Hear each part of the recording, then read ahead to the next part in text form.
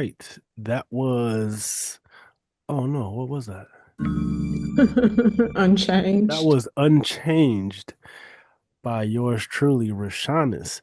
As I said earlier, we're going to start the shows off with Rashanis 999, her latest project, Until There's No More Songs to Play, which is not, it's not that many songs. So there's only going to be like, I don't know, maybe three or four more I think we have songs. two left. We got two left. Two? Oh, yeah, I'm Hmm. tripping. Yeah, So no, two yeah. left. Couple of Salute. those, and then Thank you. we'll play some other things. But yes, yes, welcome all. Thank you all for joining and On Point Talk Show. Um, myself, Ivy produced Mr. Symbolic, who is displaying his government name for all to see and for all to come and invite him to some kind of scam. I appreciate your pointing that out. Very I'm scrambling over here now. Don't worry about it, man. Don't worry about it. It's all good. So this week on Point Talk Show, it's Community Week, not Hmm. for sale. So let's make sure we invite some people, however you do that, whether you're a Telegram, whether you're a WhatsApp, or maybe a tweet, because we want to talk about, you know, community. And to me, I've got not for sale. I've had that simmering for a while, but before we got to that, we were gonna ask, what does community mean? Does anyone want to jump in on that? Oh, wait. Are we doing? Yeah, we're gonna do that, like just a quick fast. What's Gotcha. community? Then we're gonna slide into what's what's up. All Oh, right? gotcha. Okay. Uh Man, community is so many things.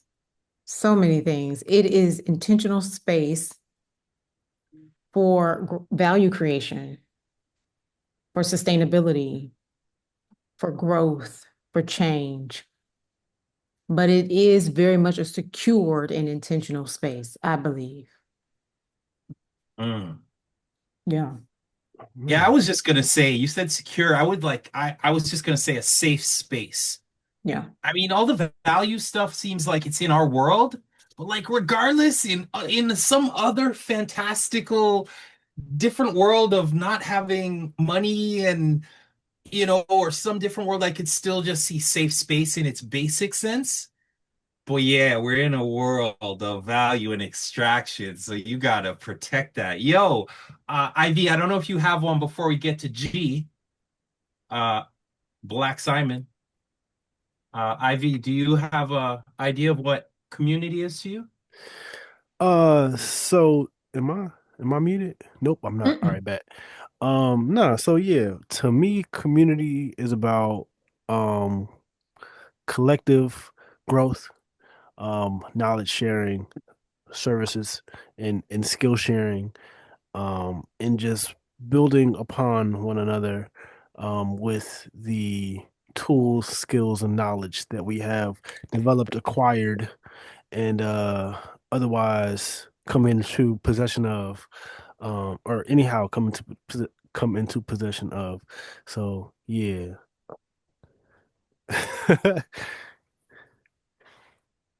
All right, yo, Bet. Black Simon, before we get into our what's up, maybe you could tell us what your idea of community is. I like what all of y'all have said, so I'm gonna ditto that, as my aunt always says, ditto. Mm, Uh, take the easy way out. I will also say that that community to me is family of the chosen. You know, I, I have a very broad idea of family, um, and safe people, I think, is a really good way. Safe people that choose to be together. That's how I would describe community. Um, I don't really have much more to say about that. I think you all said it pretty good. You said enough. So now that we have that as our context for the show, what's up, G? I keep stumbling on the Black Simon.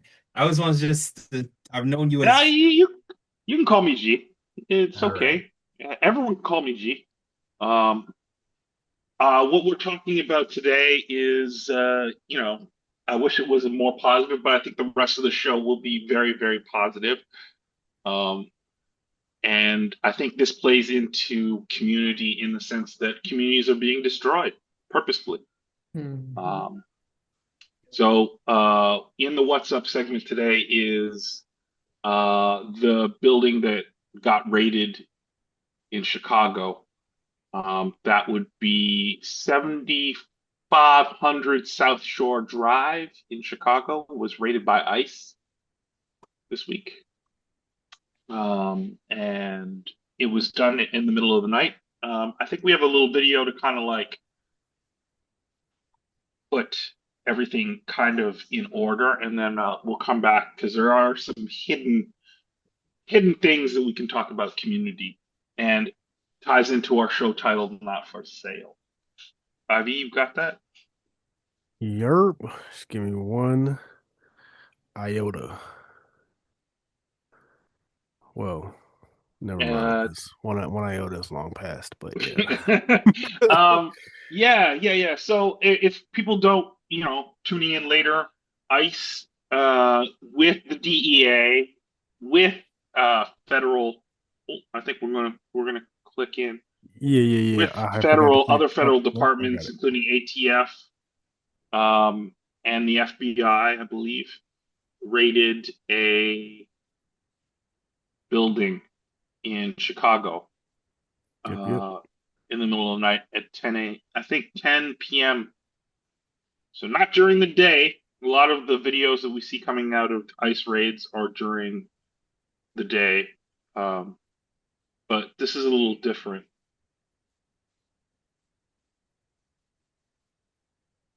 Well, see, it might help if I Yeah, we're looking at, I think, your control panel.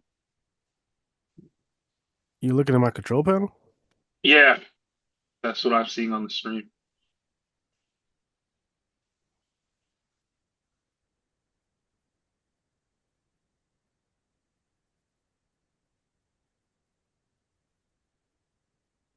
There we go.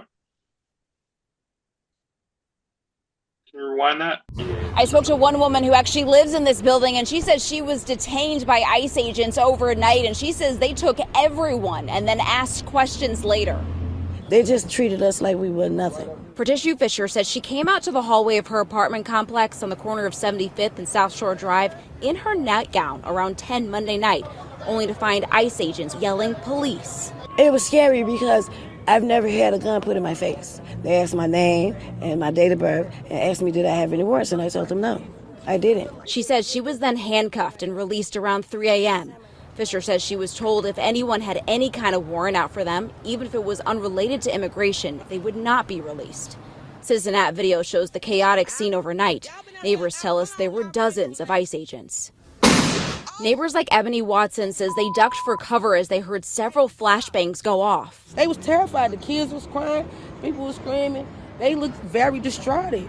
I was out there crying when I seen the little girl come around the corner. Because they was bringing the kids out too. Had them zip tied to each other. And that's all I kept asking. Where's the morality? Where's the human? One of them literally laughed. He was standing right here. He said, them kids. Watson says budget trucks and military-style vans were used to separate parents from their children. Other neighbors say they saw agents destroying property to get in the building. And they had a big 15-inch chainsaw with a round blade on it cutting this fence down. We're under siege. We're being invaded by our own military. The FBI did confirm this morning that they did help the U.S. Border Patrol carry out a targeted immigration enforcement operation in this area, and they say they have been supporting these efforts at the direction of the U.S. Attorney General. And there you have it, folks. Yeah. So, very, very disturbing news. You know, we're talking, this show's about community, and there's a community being ripped up and destroyed. I'm going to give you a little bit more, and then I guess we can discuss. Um, uh, the building ownership, which had fallen into bad repair, supposedly it was a delinquent landlord, which was Trinity Flood was the owner of it, but there is there was a foreclosure due to not paying, I guess, some of their mortgage on the unit. So it's a $27 million foreclosure lawsuit was filed by Wells Fargo, and now the building is in receivership, which means, and I think I'd have to drill down a little further into the details, but I believe none of those people have homes anymore. So not only did um, were people arrested who had warrants. People who were illegal immigrants were detained, but none of the residents who were living in that building no longer have homes. Supposedly, within 45 hours after they were emptying out that building and of residents. So yeah, yeah, there and to put a finer note on things, people were taken out of their homes in the middle of the night, no warning, no notification that this was going to be happening. They used flashbangs, as you heard. They kicked in doors, destroyed people's property, and then those people now, even the ones who weren't, not to say that people, who have warrants don't have rights, don't have the the respectability and dignity that they should have in a situation, in any situation. They got stripped of their homes, and I think what we're seeing is our community or communities are under attack by the government, which um, I don't live in the United States, which is a really scary thought for me. What do you guys think?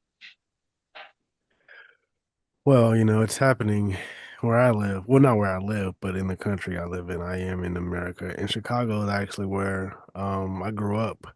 So I know the 75th in the South Shore area. Um, and it's just, of course, I mean, it kind of is not really surprising to me to see that happening, especially kind of the rhetoric that I see going on and like around sending the National Guard into Chicago. Like I know what they're going there to do. They're going in there to, yes, try to find immigrants, but they're also going in there to terrorize people. And who are they going to terrorize most likely? You know? So yeah, it's really not surprising to me. I see it doesn't, especially considering the history. So it's like, I'm not really surprised. It really sucks. I wish there was something I wish there was something more that could be done, but that kind of implies something else. So we're gonna not, you know. Yeah, I'm gonna come. I think I want to say something at the end, but I want to hear everybody else's thoughts on it. Rashanis. Oh, Oh why, man. thank Oh, Ollie got a you. mouthful. He says, he said, "Let me let you go so I Right. can go." Thank you Everybody very boy. much, sir. Well, I'm going to layer what Ivy said. I too am not surprised. I think the bigger point because G said this, like, it's a scary thought. That is the name of the game. I want to keep you scared. So not only am I going to do these things, I am going to publicly display them through the media because we've cornered control of the media, which is going back to what we talk about all the time, the fifth element, like reporting these things and not just reporting them, but talking through safe space. I don't know that we are the place where we really truly own anything, which is why we need to lock it down. as best we possibly can. We was talking about this. We had a little banter before the show. Like Ivy was like, yeah, they can run up if they want to. And that's really what we have to be on. If in fact you aren't like me trying to leave, like find really good ways to protect yourself, have a backup plan for those who can. And for those who quote unquote may not be able to due to whatever resources or the scarcity or lack thereof of resources, find your community and start to plan for the fuckery because it's just going to get worse. Yeah, for sure. We're not even a full year yet. It's not a full year of this yet. That's crazy, bro. Like we literally haven't been here for a year yet. It's very crazy. But remember, that's the agenda. It's like, well, let me slow time down with a bunch of bad news. Like it's basic laws of physics. It's You know? crazy. I be thinking about that. Like, so I was like, bro, we got at one point it was like we haven't even been here in 100 days yet, and it was crazy. And now it's like we haven't even been here a full year yet. I don't know what the count is now. I think they said there's 100 days left in the year, like 2 weeks ago. So like we're right around 200 days, something around there. You know what I'm saying? 180, 220, something like that. And it's like that's just barely 6 months. Like we pretty much got a whole nother, not another six, but like that's a long time before the first year comes around. And it's like this is crazy how slow time is just crawled. Just and it's like everything is just elongated, and it's like I don't know. It's like tension so thick you can cut it. You know? No, straight up. It's Groundhog Day on steroids. Man, So, I don't even understand. It's like a lot of what's happening is like we said like a bunch of people said that this is gonna happen, and now people are all like, "Oh, I'm being harmed by this," and it's like, well, you were warned. but were they really? So this goes back to um how divided we truly are, right? That exceptionalism, like, oh, it's not gonna happen to me, Mm-hmm. you know. I just again, if it were me, and I'm not gonna say that because I don't want to. I know we're trying to do big things, so I'm not gonna say that.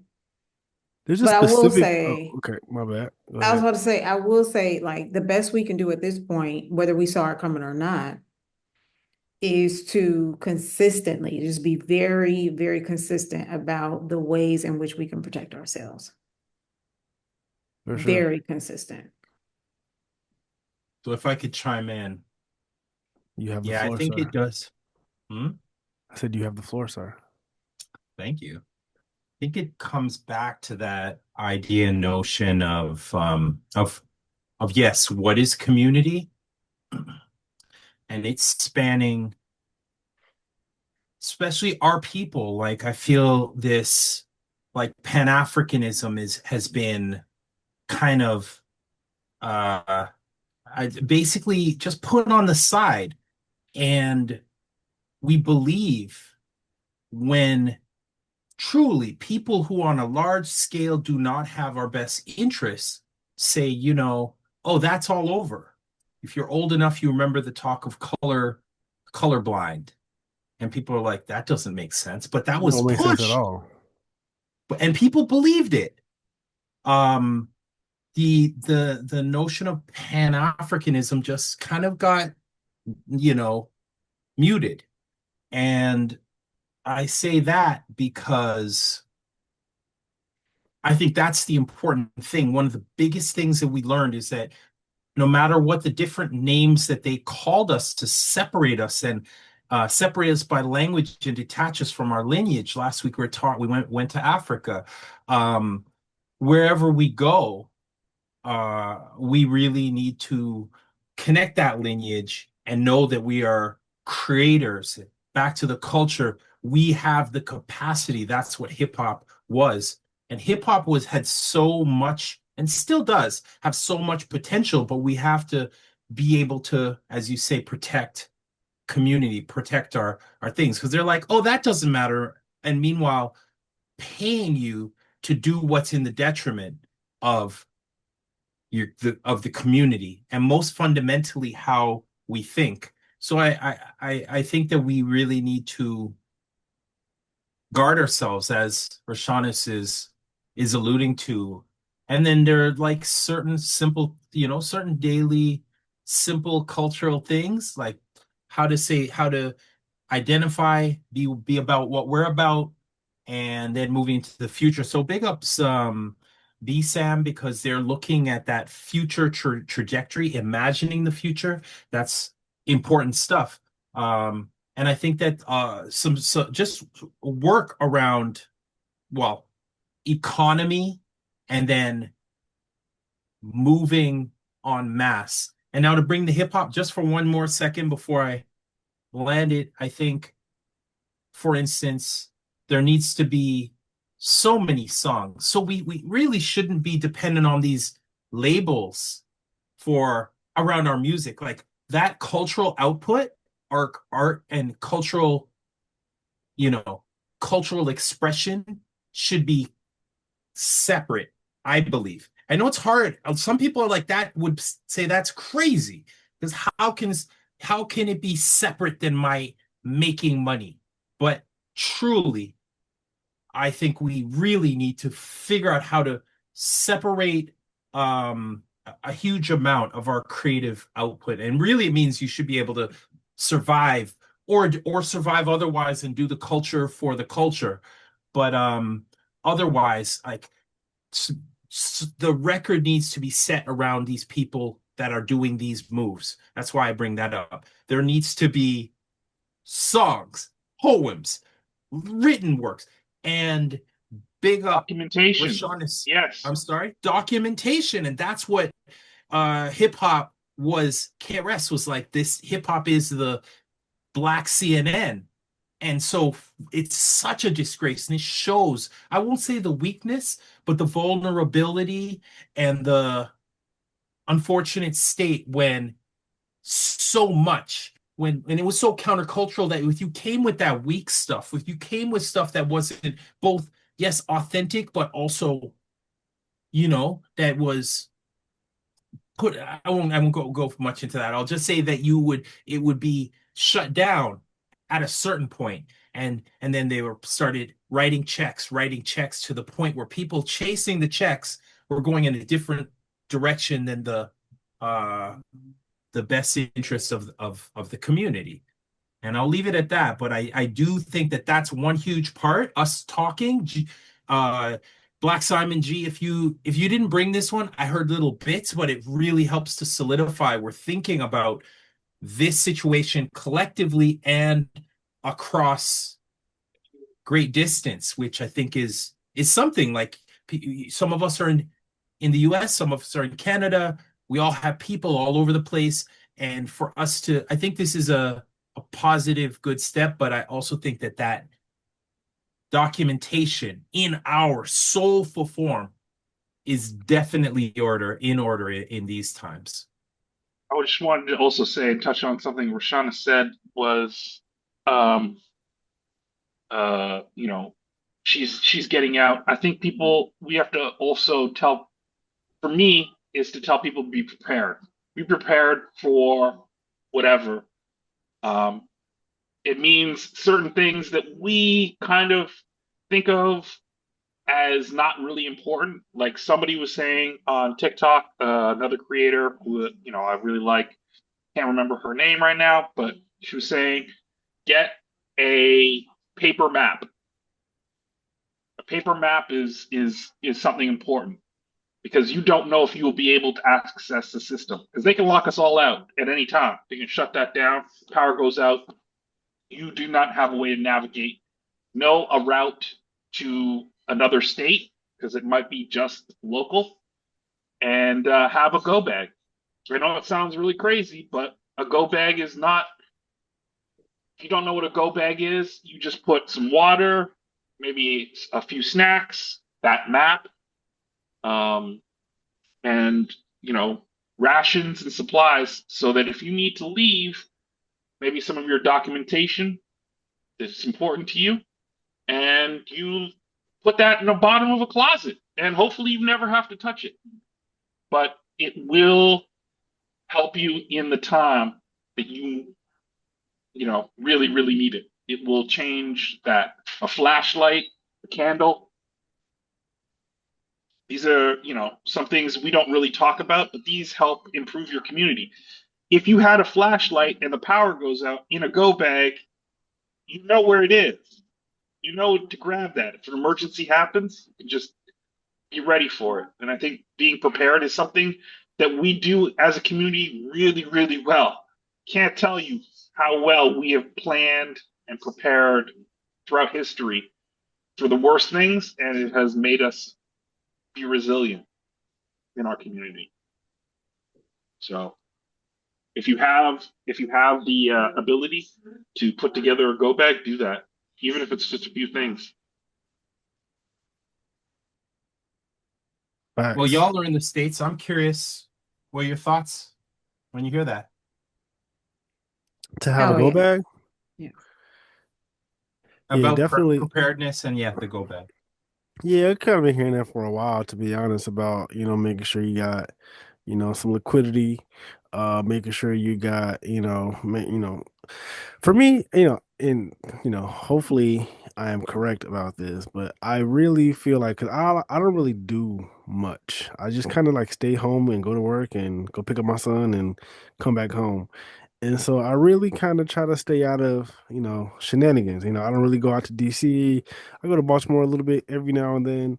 But I really stay home, and so I feel like that might help me to avoid some nonsense. Not all of it, but Oh a my good bit of gosh, it. bro. We What? went the What's up? opposite direction. You're like, you know what? They won't come for Brother, me. brother, those people were Not that in they, your not home. that they, not that they won't come for me, but like there's less of a chance of me encountering something, But like them coming, if they're gonna come for me, they're gonna come for me, right? That's not He really. said on the podcast, on the TikTok show that's broadcasting, blowing up their shit when they just want you to be asleep. Oh man.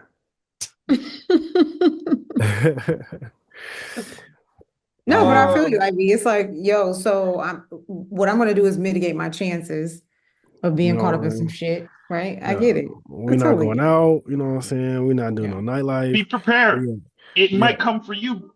That's all I have to say. It may come for you. Hey, You may not be looking for it. It might come for you. that's what I'm saying. I'm not looking for it. I'm not putting myself in position, but if it come to me, at least it come to me on my ground. You know what I'm saying? I got the cameras, I can see. You know what I'm saying? I got the traps. I know where all the little hiding spots is at. Instead of I don't know, Well, you being did out with a mention, group of you people. mentioned something that is a part of that preparedness of your space, you know? Absolutely. Yeah. That's why I stay here. You know what I'm saying? Because I know the area. You know what I'm saying? I hear a little jiggle. I know. Okay, I know what's going on over there. I got little stash spots, if you know what I mean. Yo, the demigod says this MF. Imagine Ice kicking his door in. What demigod, whose door are you talking about? You talking about me?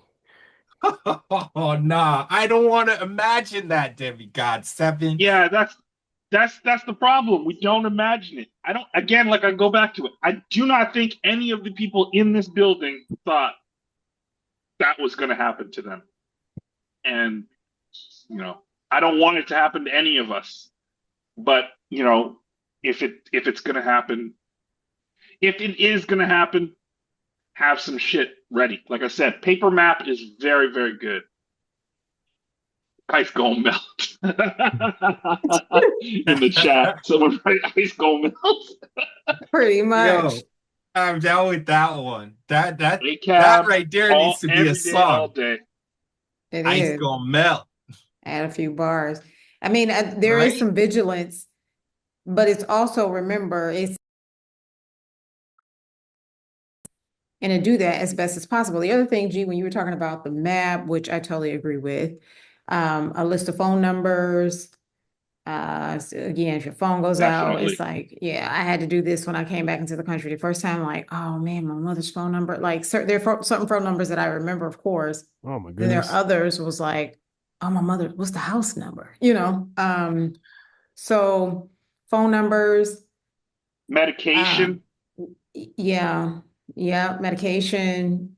If you don't have a flashlight, you can a lighter and a crayon. Like there are other things that we can do to just start, candles. A yeah, Yeah. lighter and a making a crayon? list. Oh yeah, you can turn a crayon into a candle. Um, it's wax. Okay. I think there's going to have to be a show. I'm putting my Yeah, foot down. I think we should do a prepared show. I think that, for sure. and maybe we can convince Ivy to prepare. Maybe I don't know. Hold on, wait a minute. Now, what did I say to make And y'all he think that I said wasn't he got prepared? clips over there. He's more than prepared. Like, pa, pa, pa. Told your What did I ass say not to to. make y'all believe that I'm not prepared?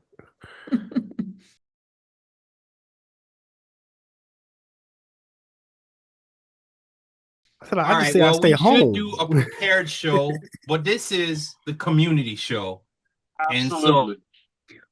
uh, Which, uh, which, uh-huh. no, it totally makes sense to go back to that community. Here's also what we're saying. And this was a sister, I don't know her name, but she eventually brought this out. Like when we're talking about community, let's say I was in a D right now. And to take that example of the paper map, okay, do I know how to get to Toronto without, my phone or what have you? Have I established that, okay, yo, if some shit pop off, I'm headed to Toronto, right? Having cash, having at least, $500 in smaller bills. So there was a lot that she was talking about, but it was also community because what she said was, yo, check in with your people and have the understanding that if something pops off, we're close enough to each other where I can get to you, you can get to me, if it's interstate or what have you, but know that route, know that plan. And I know we've been talking about this mesh network and we are going to do a show, but this again speaks to community. And it also speaks to Symbolic's point about the economics. This is where we shift to a resource-based community because some of us do not have the dollars to outside of our own, our families, our immediate families, and taking care of those individuals. But if you have space in your home, if you have electricity, if you have like a garage apartment, like these are the inventories that we need to start to take when it comes to those who we consider our true and tried members of our community. What you got, what I got, that's the value for me. It's not the money per se. Yeah, we need some money. Somebody needs some money, but not even and we need to put ourselves in a position where we understand what it is. Cause like the go bag with the food, the packaged food and the first aid kit and all the things, right? The gloves, the mask, some basic medication, Tylenol, some antibiotics, colloidal silver, whatever you need. It may be again something that like we don't do medicine. I don't do meds. We do all herbs. That's just the herbalist in me. So it could be I'm bringing herbs. I'm bringing tea. I'm bringing herbs. That's my thing. But somebody else may have Tylenol. Somebody else may have antibiotics. Somebody else may have those things. So this is where I think the conversation of community really can expand. And we start to take a true inventory of what we have available to ourselves and what we could potentially have available to those in our community if shit pops off. Hey, Got us, as somebody said in the chat, flashlights, batteries, candles. I'm not going to say what else they said. Walkie-talkie, solar charger, water filtration system, lighters, multi-tool. Those are all wonderful things to have. If you don't, again, this is part of community. Maybe you can, if you can't put together a go bag fully, make sure your neighbor, between you and your neighbor, what do you got? What do I got? Let's put it together. Um, but I think it's all good. It's really, really good. Again, like I said, if even if it's just the power going out. I remember back when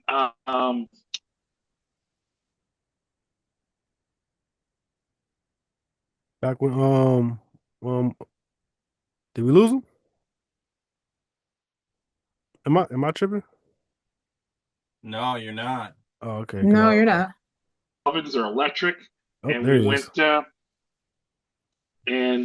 oh, sorry, you guys did get lost? Yeah, you just kind Yeah. of disappeared for like 30 seconds and then just came back like you Uh, never left. Yo, shout out Kwame Bracco from Ghana in the house. I Kwame sent him the link just Braco. in case. Because, yo, that's another element of community. Like, we go back, we've not met in person, but connecting through certain movements. So we'll talk a little bit about that. Claire Abel. Scary to think Clarabelle. about all this. It gets overwhelming. That is a good, very, very good point. And I think that similar to how Rashana said, you have different things, people have different skill sets and capacities. And so, some people are going to be, I mean, back in the days, we were on some kung fu. When I was in Yard, Jamaica, we roll with machetes and we don't, you know what I mean? Like, and it's not like you're trying to chop somebody with machete, but if someone messes with you, you're defending yourself.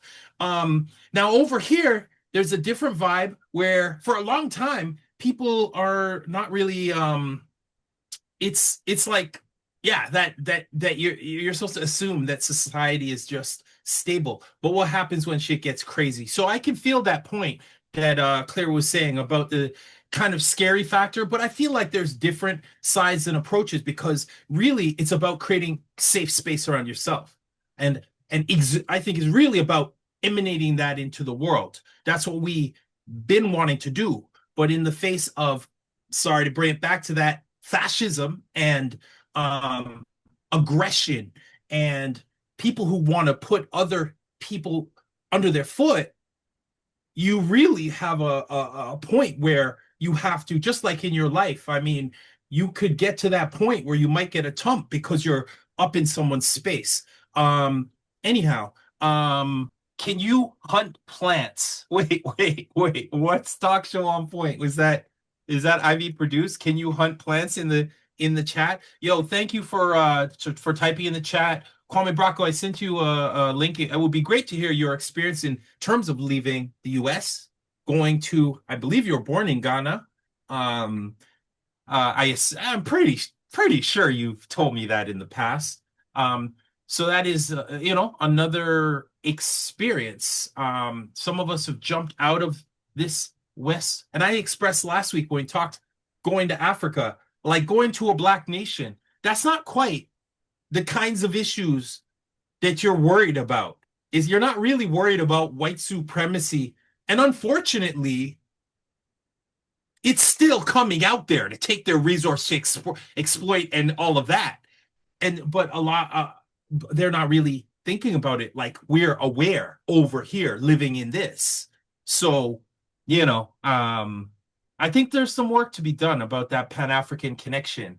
I am talk show on point. No, I am talk show on point. No, Rashanis, no, I am I am talk talk show show. on point.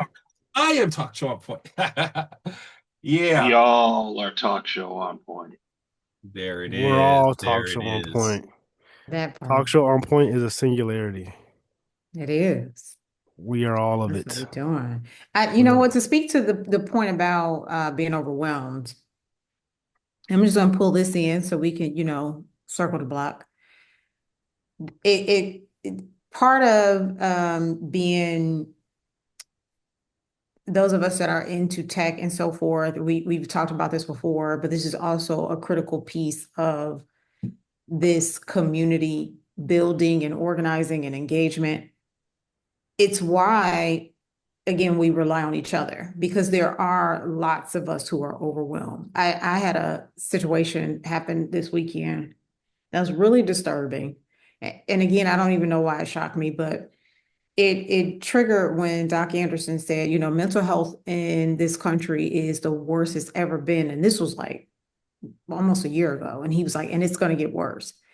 And we're witnessing that. And when we think of our basic safety as being overwhelming, it really is painting a picture of how much we've had to pivot and adopt adapt on a daily basis just to be safe, right?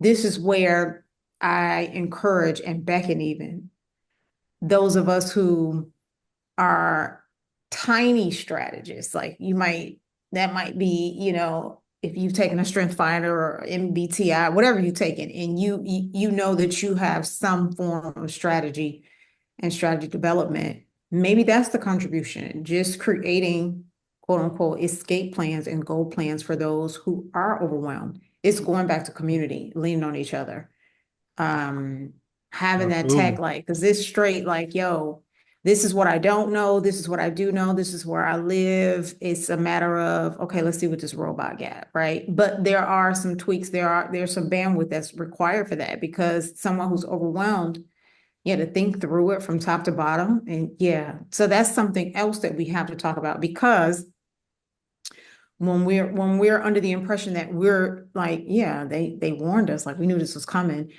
I think that's unique to who we are as Afrofuturists. I don't know that that's Gen Pop. I don't. Like, a lot of this I felt in my soul decades ago, right? Like, okay, so I mean, if you read a lot, you can see the writing on the wall, right? Mhm. But at a point, it's like, okay, well, things just they calm, and this is the ebb and flow of quote unquote nature. But the thing that we've known so far, you can't beat nature. Nature is always going to win. And so it's always going to come back.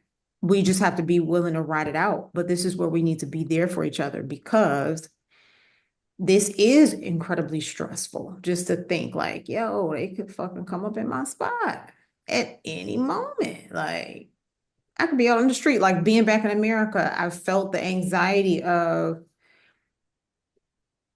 just violence that I didn't feel when I wasn't here. Violence, car accidents, like things that I'm just like, oh my gosh, this is really making I'm unnerved just thinking about these things. Like, I didn't experience this for so long. Everything was walkable. I caught the train, it's just certain things, but that's not the case. So it's a grandiose gesture, but it speaks to just our basic safety. Like, we have to be able to fill in where we can for those who can't, and again, share that value, because it's real. It's And real. Claire Bellis 33 said, I love that, up in the middle. And then JWyze said, people really thought Babylon would die without a fight. That part. Yeah. I mean, this is where Right. we are. This is where we are. And I've been saying this forever. It is symbolic. And I talked about this on the live earlier, that a few years ago, I did a paper on community. I started off with the concept of hyper individuality, the three deadly weapons that have concurrently just chopped down everything and anything of value in and of America: patriarchy, capitalism, white supremacy, right? That's the fucking triangle. And because of that, if we're constantly looking through that lens, then none of this, like Ivy said, should be surprising. But because it is, individuality is what they want us to do. They want us to be divided. They want us to be like, yeah, I'm not, like, you on your own, kid. Like, I'm going over here. I'm about to save me and my family. They want us to do that, which is why, as we talked about, we cannot exploit community. We have got to unify. We have to unify. And when I say value creation, I mean just over one value, which is the first law: preservation. We don't have to agree. We don't have to pray to the same God. We don't have to listen to the same music. We don't have to do none of that. We have to agree that your life is precious.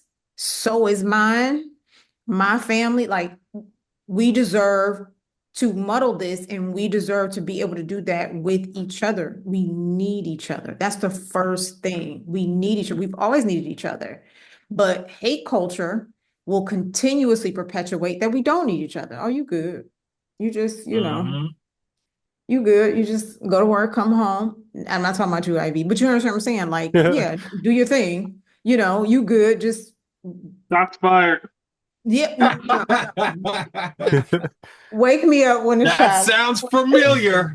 We understand what I'm saying. Like seriously, like you separate yourself from things and you think that's the safety, but that is what is continuously perpetuated, the division. So that's the first thing I think, and we've talked Yeah. about this with the fifth element, with controlling our media and controlling the things that we truly not only are consuming, what's on your feed, what are you eating, right? But what we're truly able to think, not believe, what we're able to think through when it comes to unity and togetherness, because that is central to community. We can't move around in all these. It's not even realistic to have 10 different, be a part of 10 different communities. It's not sustainable. You're not gonna, something's gonna miss. I saw that when we started like doing the show. I was like, yeah, all these other communities I'm in, like, yeah, I'm sorry, I'm not available because this is home, right? And if you're committed to it, then you have to be able to say, yeah, I have to sustain this. I have to invest the time and the resources in this because this is very, very important. The same way you would for yourself. So I think this is a broader conversation. Again, I know symbolic, I know, when we hear values, because our challenge has always been the perception of values. It's not always monetary, right? It's ideology, it's, thought leadership, it's all of those, Right. And value immaterial as things. in values. Absolutely, absolutely. That the immaterial that produces the material, that actually constructs and builds. Mm, This is where we have to do a better job of identifying those values and saying mm. to ourselves, okay, so who do I know that not only share these values, because you could share values, I got the same values you do, but live those values every single day, consistently. And okay, so this is what we need to build together. And we don't need to wait until it's an emergency. Like this is the other thing. We don't need to, we don't need to have these conversations about culture and the importance of and community and critical thinking and the use of tech to move the needle for us when there is a dire emergency. It's so unfortunate that we again are forced to continuously adapt to their shit, Mm-hmm. but it is, what it is. And I'm as a Black woman, I'm tired of toting the whole strong Black woman thing. Like I'm over it. I'm tired of being strong. I'm tired of that. But on the same token, I understand that resilience it's a key trait. Like this is what we do to get by. So we have to be about it. We have to start talking about it more. Who's in our community? Why are they there? Um, what's the value? And what are we building?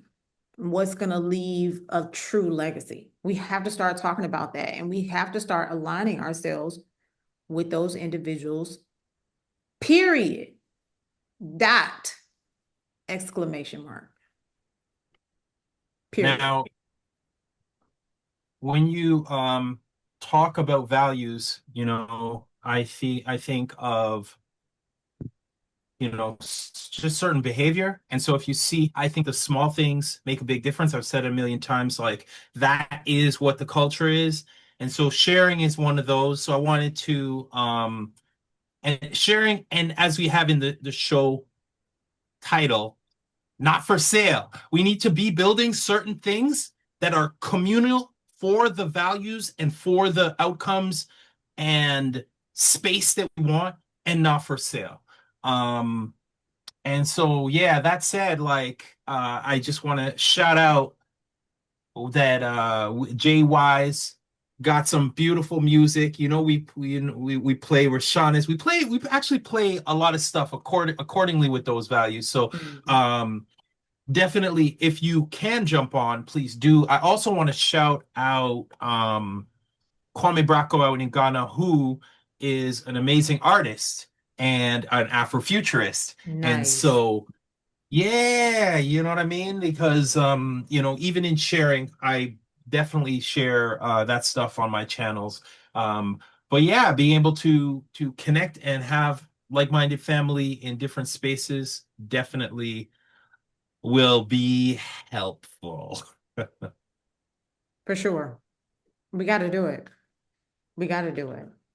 And perhaps we can start to look at it as a tribal union. You know, if we were to have these communities that are value created and siloed, you know, this is how we build nations.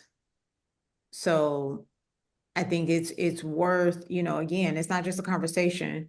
A lot of this we've been talking about is, you know, creating these resources and having archives, art being one of them, is critical. I mean, right now, you're talking about the labels and so forth, like it's crashing, it's burning.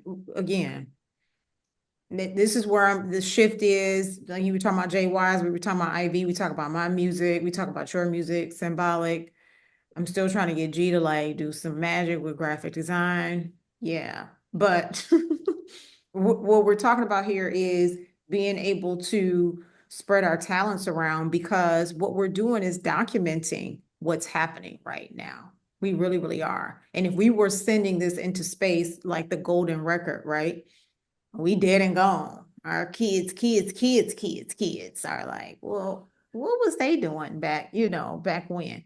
And they were to find it and they're like, wow, they went through this. Because we know that that's part of it, especially with the advent of AI and agents coming, right? It's to wipe the history. So you know nothing of the past, which is why we have so much stupid music right now. It's like, well, yeah, I'm gonna get rid of that. That's nothing of substance. You just listen to what the hell, like, What the hell? oh man. I thought that was a joke, but when I heard it on the radio, I was like, this is, Oh you man, it's on know, the radio now? Oh it man. is. It is. So I say that to say, yeah, it's funny, but it's like this is on the radio, and I'm struggling to just get in a playlist, you know. So when we're thinking about the tools that we have in our arsenal, art is definitely one, but it's also recording these things, like even making an archive of our posts on these platforms and then downloading it all, right? Like that in and of itself is information that we're archiving that supports our sustainability, our preservation. So in thinking that way, not just, you know, scrambling to put these things together, this is another form of community preservation that's not for sale. Like, you know, we're utilizing these platforms every day, running our own And community transcripts. Yeah, community has culture. And so that like if part. it's the behaviors, the things we do. And yeah, I really think like, and then of course ideology. And so this chasing of paper, it's just like it's sleight of hand, where the actual value that you're talking about is switched out for paper to a sliver of people who, and then not only that, it's that paper is so that you behave a certain way, and that fundamentally changes the culture. Hip hop was talking about the struggles of our people in these conditions, and then all of a sudden it's like, no, no, no, no, it's not black music. Imagine Urban. this, and like in my lifetime. So to see them decide as an industry that it's not black music anymore. Like I was going to these stores and buying like whatever tunes, and then it switches up, like, and we somehow just accepted it. And I think it has to do with that. When you're being paid, all these people like street teams, we had all of that in Toronto. And really, like, I think the people who were can't even say guardians of the industry, they were participants. They sold out. And I'm not trying to make a big judgment, but collectively, we really have to be equipped. Safety is if someone decides they want to go for this money there, and that I think that's on many levels, that we really need to understand that that's a part of the system, is to snatch and make an example. This is success. firstly, someone determining what your idea of success is probably a problem, especially when they are proven to be, putting you under the foot, destroying you. Like, this is what we've seen. Like, I mean, it's like as if George Floyd was the first time. No, it's happened generation after generation. So at what point are we like, just, we just have to be able to have our own values and systems. But then, the other side of it is you have to be able to survive in this world. I want to tell a little story. It's a friend of mine who's doing an artwork, really. They're all these animations, and he's like, I refuse to make money. And I'm like, damn. He's like, he's been doing it. He's done thousands of these little animations about this world and commentary. And he says, I won't take any money. Someone's like, oh, I want to make can I buy a shirt? He's like, no, I don't. He's like, that would be the antithesis. So he's trying to use this, and he's not trying to say that I should do this. And in fact, I'm like, damn, I'll make a shirt. I want to make some on point shirts and make, but just to show you a certain, level of thinking and intentionality is, he's like, I'll send you the print and you can make the shirt. I don't want to make money off that. I'll make money when this gets bigger, if someone wants to, like a network or big money. And I said, wow, that's interesting, but like, I'm kind of iffy on it. And he says, everyone that I know is poor. I don't want to take the last $20 or from someone. And I think that's extreme, but I'm just giving this as an example. I do think that new models need to be considered and new ideas. Onaji, shout out Onaji. They were in a conversation with them where Susu came up, to realize that there's some version of Susu from Jamaica to Kenya to all over. And so, this is a way of putting money together, and then each person has the ability to extend their, to save. We really need to think creatively. And lastly, I believe that the technology, just like we have community and we can rethink with our own definitions, community in the world, similarly, innovation, we should really, like how hip hop was an innovation, we should really like treasure, protect, and honor and know that we have been innovating generation to generation, and that relationship where our value system is switched, and people, not only do they take that, they eliminate you. And the thing is, the effect on young people coming up when they have to relearn, oh, we were there. Oh, we were always there. So like, at last, to put that to a done. And a big part, I think, is that connection. So the online and community, again, I won't go into the definition side, but I believe that there's a way of doing that. And I believe we're able to do that and do it in a different way.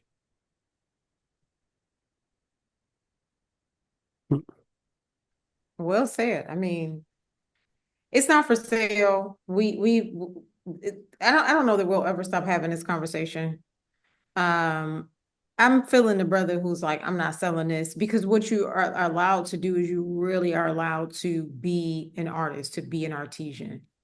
You're not restricted by the monetary value of your art, which it's kind of like the point.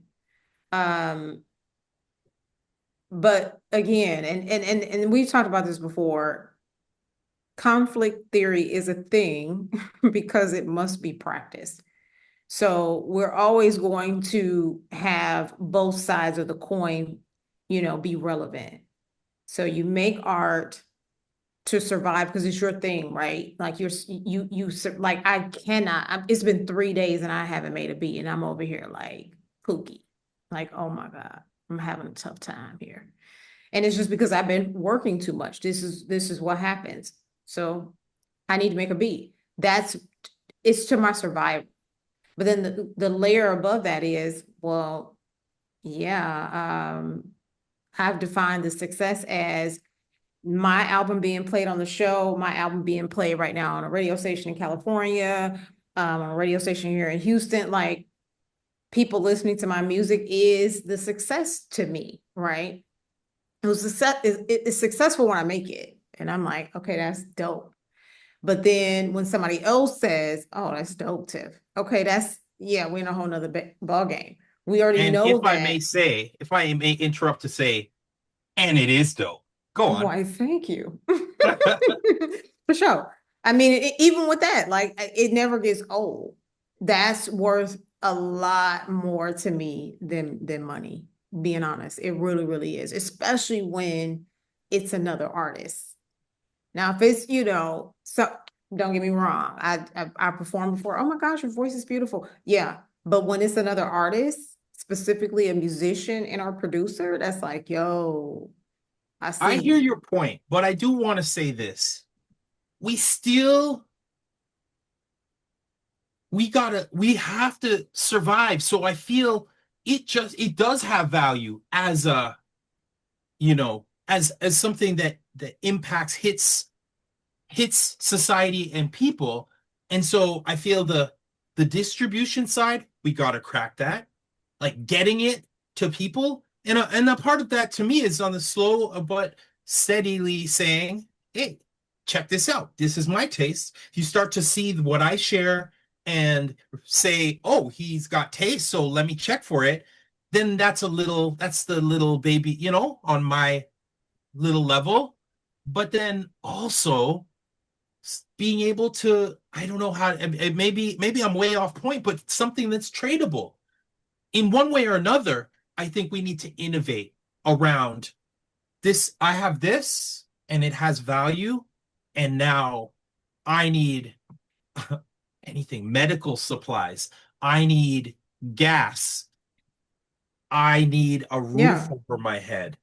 And I'm not saying I have the answers. Yo, shout out Lapography. I know Ivy Produce gave the shout out, but shouts. Who's Lapography? If you Lipography is a homie of mine. Oh, your people? Brother-in-law, yeah. Yep. Shout outs. Thanks for Good jumping dude. on. That's Good dude. Yeah. Very I mean, but resource. Wait, technically what? Technically inclined. Oh, nice. So Ivy got a bunch of tech friends. Meanwhile, we only have one tech friend. And his name's Ivy Produce. I don't know nobody that knows nothing about tech.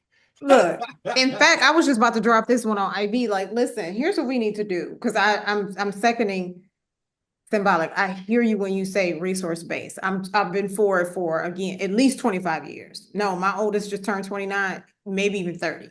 Okay. So I hear you with that. Number two, the tradable, the hardcore vinyl, cassette tape, pluggable trading card that has a SIM that you can just download the music, all of those things, right? But then we're looking at them incurring a cost to produce, which, it's contingent upon whether you have the resources to produce it.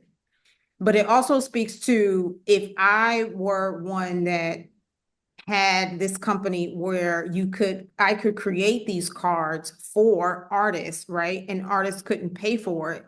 What could the artists do? So this is where we're talking about the resource base. The other thing is, when we talk about supporting the art, Ivy, this one is for you. Doing the math, because it's what 40,000 tracks are released per day at this point, and it may be even more than that. But doing the math, if in fact, and let's take mainstream completely out of the equation, so that number is probably gonna trickle. Not that much. I think independent artists, I think we're making the most good music right now. But I say that to say, how long is it going to take us to support each and every artist? How many hours, how many days is it going to take us to support, listen to, physically, economically invest in every single artist that's out there? I think the question to answer that question is, well, how many artists do you personally know? And this is what we've been talking about for a while. Support the artist you know first. Support the developer you know first. Support the graphic designer you know first. That is a value. Support your people first. Don't go over here and support Kumon. And you know I teach literacy, you know, and you know I have receipts, right? Support your people first. This is like, again, key to sustainability. It's beyond, because now I have the resources to reinvest in IV. Like, yo, I need your help. I need you. I need some code. I'm building something, right? This is how what did it say? I mean, the sample, let the dollar circulate. This is what we're talking about. This is how, if it has to be monetary, because again, to your point, yeah, we do have to survive. We do have to trade this fake dollar, like it's not, it doesn't even exist. But we do have to do that to survive, right? Those are the rules. And because we do, then we have to find a better way of circulating amongst those who we know and deem community. We have to. And hey, on that, Lipography said, everyone drop your IG in the chat. Yo. I think being connected is definitely in that direction, because you know, as soon as I connect with you, I'm gonna share something. I'm gonna look, you know, and find something that I feel. And then I think along what you're saying is we also can, I think we should be eager and willing to grow with each other. So if something's not perfect, it's actually an opportunity, right? As opposed to being like, nah, look at that. I want to have what that, you know, I won't say the D word, the D rake word. But you know, like, it's all right. Okay, you could be big over there, but like, it's all right. Like, you whether it's even you two are just doing this and that in terms of musical, we should really, because you know, there's the build, there's the what we're listening to, but then there's also the future of it. So I think there's a lot of opportunity there. That's all I wanted to say there. And so yeah, let's share our IGs in the chat, and we'd love to hear more from your tech peoples. IV Produce. Thanks for jumping on. And the last thing I wanted to say was, please follow Talk Show on Point here. He did. I actually did need to do a follower shout out. Carmen Bracco Art followed us. Claire Bell 30_33 followed us, and Lipography followed us. We got 3 followers in this stream. Appreciate you all. Nice. On point. 19 followers, 6 away from 25. 25 is the number that we need to get to be Twitch affiliates, and so that we can start to monetize this, have the opportunity to monetize it. Not necessarily that we will do it immediately. We probably will, but you know what I'm saying? Yeah, that's not what I'm saying. So, but yeah. Well, I mean, no, you really are. Because here's the thing, that concept is that's our value. We monetize it because we letting this dollar circulate. So everybody who supports, yeah, it's coming back. This is what we do. So shout out to the fam. In that vein, there was some report, I'm not sure how long ago it was, probably at least a couple of years ago, but they say that the amount of time it takes for a dollar to enter and exit a Black person's possession. Actually, no, not a Black person, the Black community possession. 6 hours. For the largest demographic in America, those who are unmelanated,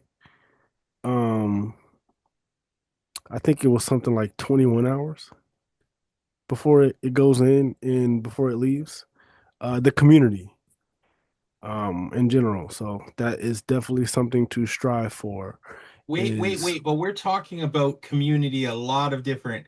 So when they say community in that sense, you're talking about like a So I meant from geographic community a or demographic standpoint, yeah. So like the black dollar, a dollar that is earned by a black person and spent by a black person, that dollar is earned and spent outside of the black community, right? Without going to another black person 6 hours. That same dollar that goes to a white person stays within exchanges white hands for 21 hours until it leaves. I don't really know what kind of metric that is. And as I think about it and explain it, it doesn't really sound that measurable.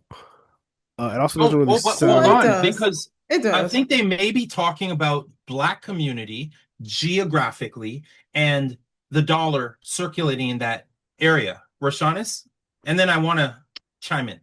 Well, yeah, again, it's simple math. So if we're looking at this, I mean, and the numbers are what they are because of what we're talking about generational wealth, right? So again, if we're determining this as race, who has a head start, Of course. of course that dollar is going to circulate, slower, if you will. I mean, it's if I give Johnny 5 apples and I only have one, like Oh this is, Lord, Johnny I'm has just apples. saying.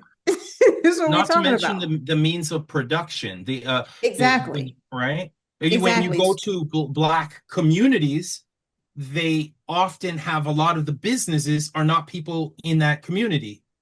So And that's and another thing. and even if we're looking at even if we're looking at that in and of itself being consumers more so than what we are producers, right? It still requires us to have the resources, which is why this international conversation is so critical.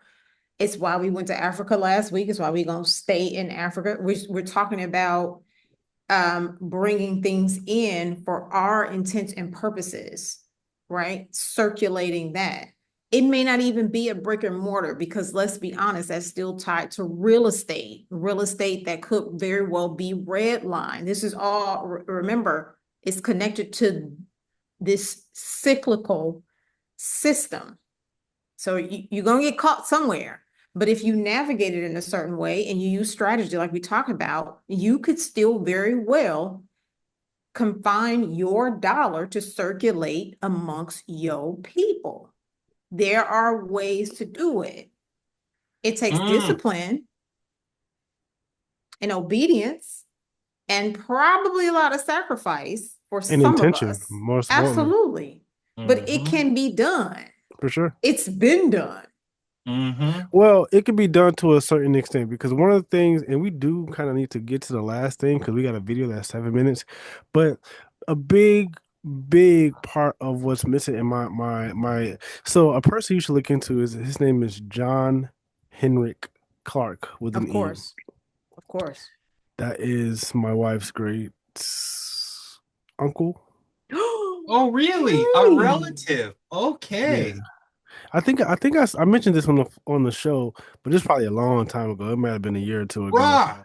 Oh my God, it just dawned on me. Ivy produced, you know what that means? Your son is blood relatives with John Henry Clark's son. Which is that's crazy. true. That's true. Yeah, for sure. That's what's up. Can this thing? Yo. I'm sorry to interrupt I thought that you. was Bentley saying, "So am I." Billy, that's my uncle we too. got Dr. Ronaldo Anderson is in the house, so finish your point. But I wanted to just point out, jumped onto the chat. Yeah, so it was just that, like, actually, what was it? That he's her uncle, and that maybe there was a point about the economics, or maybe it is. I remember. Secondary marketplaces for our money, and that's like insurance. That is a place where, in terms of the black community, we're woefully lacking because we don't have that infrastructure in place to be able to provide those types of insurance services. And insurance is where a lot of money is made because it's kind of I don't really know how to explain it, but like insurance is one of those. It's like you don't need it until you need it, but it's like when you have it, it's great. When you don't, it kind of sucks because. But that's kind of a problem with our society as a whole because like, why are you doing things and you don't have money to pay for it if it gets damaged? that's another conversation. But like a big part of why money leaves our community so quickly is because we don't have places like to build wealth. And I say that loosely because obviously there's real estate, but I mean like outside of that, like there's no like large lender. We got like two banks, I think, or maybe one bank now, 'cause I think they merged. But like that thing, there's one black bank, black owned bank out of all the banks, right? Like that's an issue. I can go 5 minutes down the road, 2 minutes down the road, and get to a bank that's not owned by a black person. But it's like I got to go to a completely different state to bank with black people. It's crazy. Well, here's the Or thing. yeah, It's not 100% black, but go ahead. That's another yeah, conversation. right. And so Yeah. there's also that. So it's like that also contributes to the reason why the money comes in so quickly and leaves quickly because there's nowhere for it to go except for out really. Whereas in other communities, they've got places stops for it to go. Okay, some of this is going here into the savings account. Some of this is going into our insurance account, and those accounts stay for 30 years, right? 30 plus years. And so we don't really have those things for us. It's mostly consuming or paying bills or whatever the case is. So that's a little bit why that we have that discrepancy. But there was another a topic about Before we do, we were going to talk about Dakar. We want to hear that, and we have the brother here. oh So I think well maybe we should. if we're Yeah, being yeah. realistic, that's gonna be our last topic. Once you stand there, people, once you get the energy that's still there, can I get a witness? Yeah. Those who think the energy is still there. No, man. Thanks, man. I saw the link. I said, let me hop on. I just finished doing. Welcome, Me and welcome. Cherie Renee Thomas just finished doing a talk. We were here at Kepra here Oh, in at Kefra's, Indianapolis, yeah. How was it? and oh, it was great, man. They are down here literally. They have their Octavia Butler farm, 17 acres where they're growing their own food. They own 5 Oh properties yeah. here. They're actually doing the Earth Seed thing for real here, where the elders here, Imhotep and the other matriarchs here, and the 20-something Gen Zs run everything here. They've been trained. They grew up in the neighborhood. They're they grow their own food. They got a bee colony where they get their honey from. Yes. They got a political education. We were there. They are doing it. And one of the things I talked about, I told them, I believe that Donald Trump is doing the Lord's work Oh man. of breaking these Negroes' addiction to white proximity. Oh man. And I was like, before the economics and all that other stuff is right, it's going to start in your own mind spiritually. If your deity is not black, you can't have black nothing else. And that's why I always raise my kids. God is black, Jesus is black, and who's ever president is the devil. Oh And man. I and Whoever. and I told people, and I use the example of it got political. I'm like, I'm not gonna fly over Africa plus Tunisia, where they do an open air slave trading still, to go give a damn about what's going on in the Middle East. I was like, I prioritize me before everybody else, like every other group does, and and be intentional about it. Like there's this good YouTube video talk about black intentional communities, Uh, uh, and we have to have people hold people consequences. To me, black people who voted for MAGA or Trump cannot be rehabilitated. That we don't have to have everyone, just a critical mass of people doing stuff, oh and man. abandon people who are lost, abandon them Oh man. because Abandon them? oh yes, because they have to figure out themselves, because they're not going to come to their senses in time. And you get a critical mass going, they'll fall around because some people just aren't going to learn in time when you're trying to move and make something happen. Hell, if I'd have waited for some niggas to get Oh behind man. Afrofuturism and BSAM, it would have never got off the ground. If I'd have been waiting for so it had to start with me and a couple other people, and now we impact thousands of people. So I'm like, people think we got to have everybody. No, we don't. Some of these people don't need to reproduce anyway. And so, Oh man. oh yeah, it's about to get hardcore out here. After we saw in Dakar, them people over there, hey, we didn't give a damn about what happened to all these people over here about so and so got assassinated or whatever. because in the Bible, I'm not required to forgive nobody who has not repented of the sin done against me. So, Oh that's Hey, in man. the hey, but I Bible. want to get into more about first that what you were talking about that organization. It sounds like the answer about It is. Dakar. But first, I want to welcome JWyze. And I would love for us to queue up after a JWyze tune that Yeah. RGB version. I think, or maybe you have another suggestion. If you'd share in the chat, JWyze, and if you could just say what up. Good to see you, writer, creative, brilliant brother doing work with the youth here in Canada. Yo, thanks for being here Wait, as wait. well. Good night. Before we get into it, before you get into it, sorry. How are we doing on time, IB? I mean, it's 10:30 right now. I mean, like Let's give it a couple. Let's go, 15 over and just chill with our people. we'll be done at 12 or not 12, 11. Okay. Hopefully. Gee, that's it. You go to the. Right. One day I'm No, no, like, no. I'm just checking. I'm just checking. I'm not trying to hold anything. I know that we're trying to keep things, moving. But I like to build. I like to build. So if we have time, we got time. All cool, right, cool, Jay cool. Wise, if you would just say what up, introduce yourself, please. What's going on? Hello, good night. My name is JWyze, Jelani. I'm a writer, I'm a musician, and I love Black people. And yeah, Symbolic is my man, you know what I'm saying? And always represents, always supports the community out here in the city. He's one of the people that goes out of I his was way to just make about to links say, and are make you connections. a And Torontonian? Because you sound Torontonese. what that? You sound Toronto-nese. I I said, are didn't you hear a what you said, brother. Torontonian? Because you sound Torontonese. Yeah, I live in Toronto, yeah. Yeah, yeah. Yeah. Live in Toronto, 100%. I just You know what made I both mean? of those words up. Yeah. I'm Antiguan, but I live Hey, in Toronto. You know, I've been here for a long time. all words are made up. and That's that. if I support it, I'm all about the positive. Shout out Black Love Dow. If you go to that IG, then you see positive only, so you know Jay Wise is the positive. Thank you for that. Yes, so brother Dr. Ronaldo, if you could tell us, or if you want to pick up on what you're saying, but we do want to get to Dakar as well. No, this is all tied together, man. Because when you go to Dakar, we were in Senegal, went to Dakar, and we visited Goree Island. And when you go through Goree Island, where people were enslaved, now this is how the castle, the slave fort is broken down. They had a place where they kept the children Oh in man. bondage. Then they had the room where they kept the women in bondage.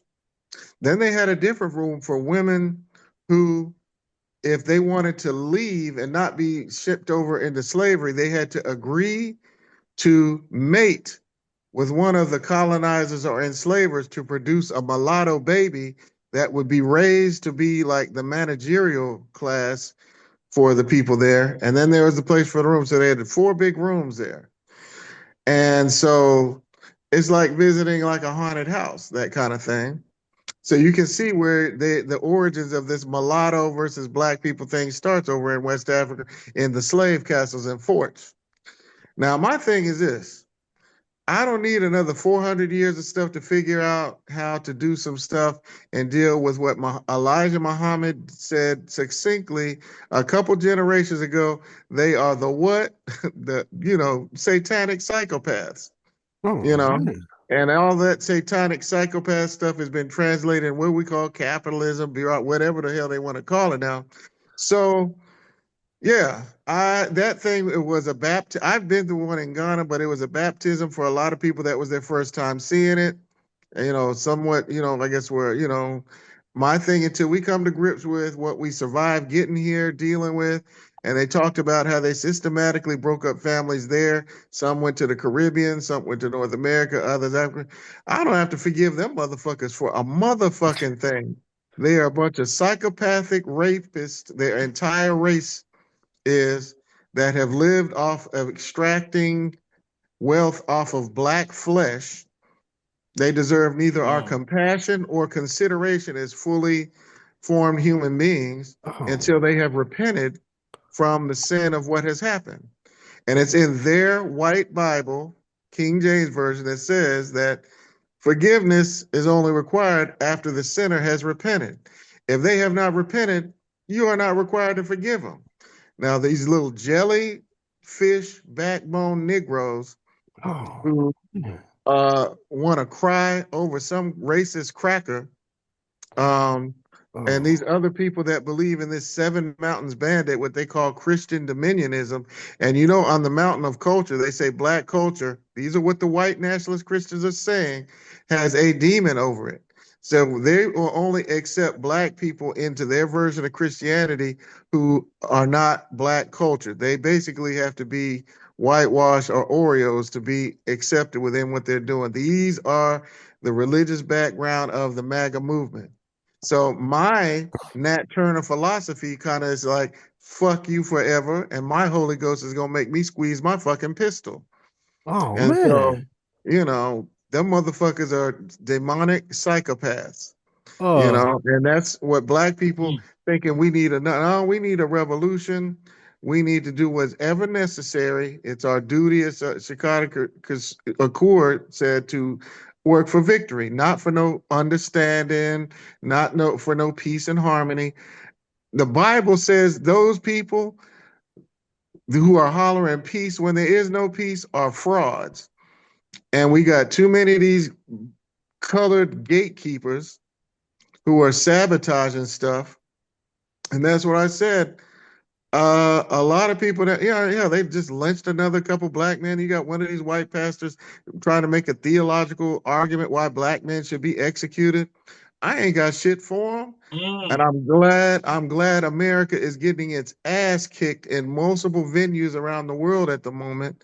And the mainstream media is hiding how badly America's foreign policy is getting its ass kicked, how France is suffering now because the Africans have cut off their uranium and the natural resources to underwrite the French welfare state. So black people need to be cheering for Africa, China, and other parts of Eurasia because right now I gave a talk. I said it's 1492 all over again.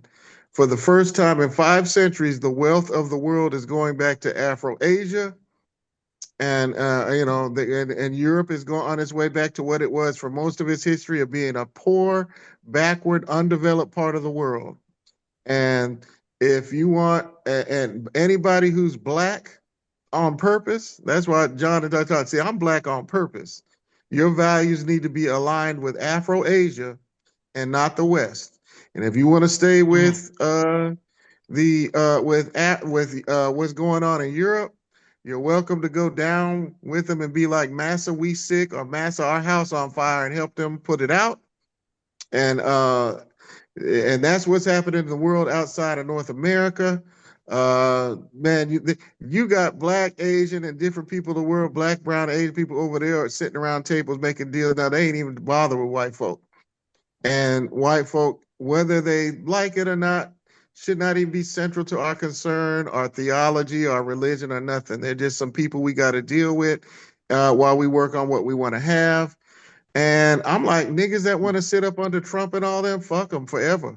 They oh, can't be, man. they cannot be Hey, rehabilitated Forever? forever, Forever, ever? forever, Forever? forever, ever. ever.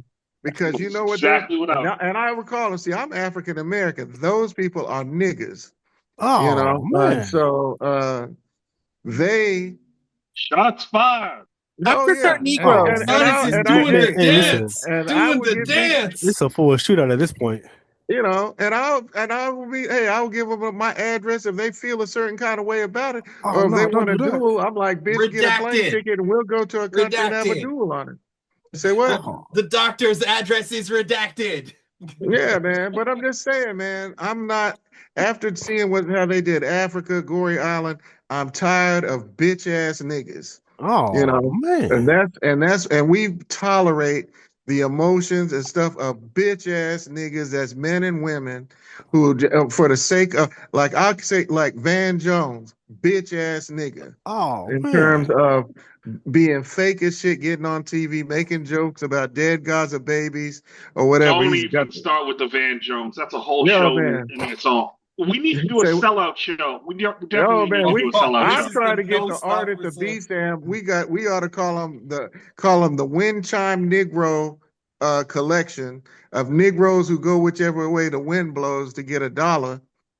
And so yeah, I think I'm just that's what happened to hip hop. That's how I see it. When I well, look they back, I sold it think, out. I mean, right? even they're admitting now that's what happened to hip hop, and that's why I'm glad Diddy is locked up. I'm glad Suge Knight is in jail.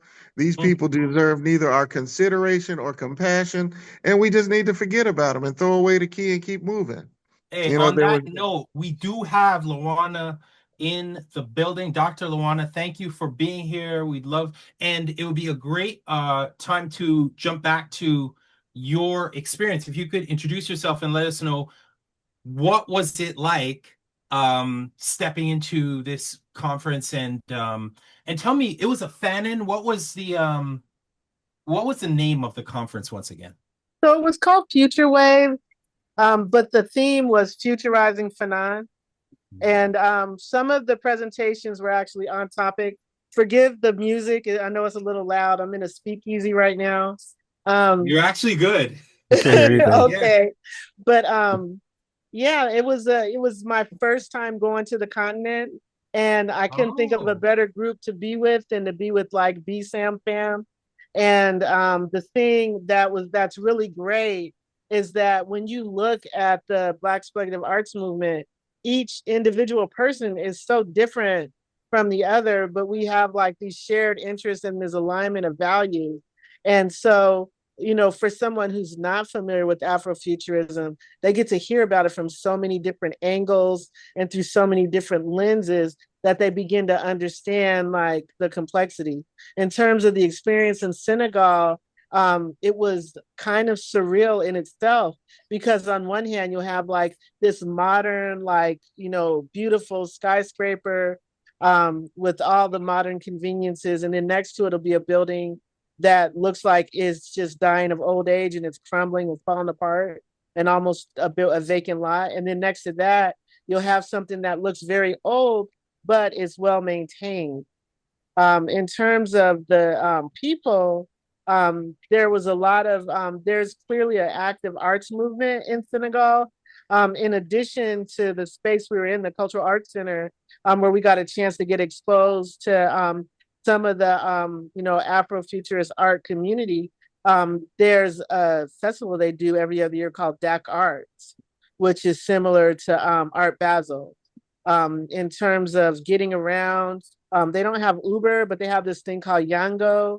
The hotel we stayed at was considered a nicer hotel, so it cost a little bit more. After everybody left, I went and stayed at a hotel that was like 25% of the price. So you know, like if what we paid was $200, the place we stayed was like $50.